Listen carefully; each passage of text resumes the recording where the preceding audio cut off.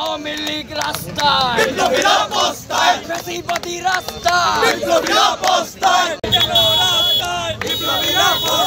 বসেছিলাম। এর মধ্যেই হঠাৎ একটা নোটিফিকেশন সঙ্গে আওয়ামী লীগের মিছিল হচ্ছে ইসলামপুরে। এখনো কেমনে আওয়ামী লীগের 200টা মিছিল করার সাহস পাচ্ছে, প্রশাসনের কাছে আমরা প্রশ্ন রেখে যাচ্ছি। বছর শেষের খুশি নগদে হবে বেশি। নগদ পেমেন্টে নির্দিষ্ট ক্যাটাগরির কেনাকাটায় 300 টাকা পর্যন্ত ক্যাশব্যাক। এছাড়াও গত 2 দিন আগে ঢাকার আইইউতে দেখলাম যে আওয়ামী লীগের সন্ত্রাসীরা আওয়ামী লীগের সন্ত্রাসী মিলে কয়েকজনকে মারছে।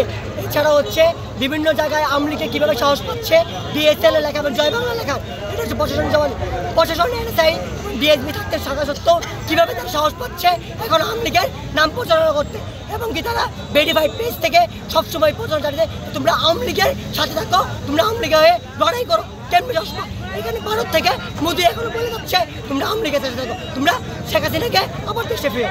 এটা আমরা কখনো বাংলা জনগণের কথা দিব না। আমরা 24-এর যোদ্ধা, আমি 4 দিন জেল কাটছি, এই 24-এর যোদ্ধা এটা কোনোদিন মানবো না, এমনকি বাংলা জনগণ কোনোদিন মানবে না।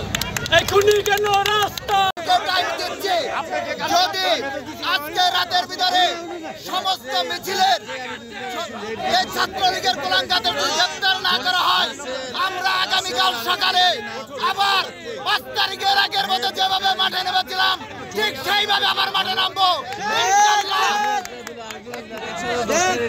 ইনশাআল্লাহ। সবাই চুপ করেছে, সবাইকে আমরা ধরে ফেলবো আজকে ইনশাআল্লাহ। আমাদের সময় দাও। আর এর আগে যারা লিখেছে আশিক মাহমুদ কলেজে, তাদের নাম তোমরা আমাকে দিয়েছো, অনেকে আমাদের দিয়েছে, আমরা নিজেরাও পেয়েছি, নাম্বারও পেয়েছি। আমরা কাজ করছি ইনশাআল্লাহ। কাউকে আমরা গ্রেফতারের বাইরে রাখবো। স্যার মিছিলের 2টার নাম ঠিকানা বের করে দিলাম স্যার আছে। আমি যে যেখানে অপরাধ করছে, যারা ওই ধরনের ফ্যাসিস্ট কাজকর্ম করছে, আমাদের ছাত্রদের সঙ্গে যারা খারাপ আচরণ করছে, ছাত্রদেরকে আহত করছে, নিহত করছে, আমরা কাউকে ছাড়বো না। এতটুকু আমি তোমাদেরকে কথা দিলাম। শুধু আমাদেরকে একটু সময় দিতে হবে, আমাদের অনেক লিমিটেশন আছে।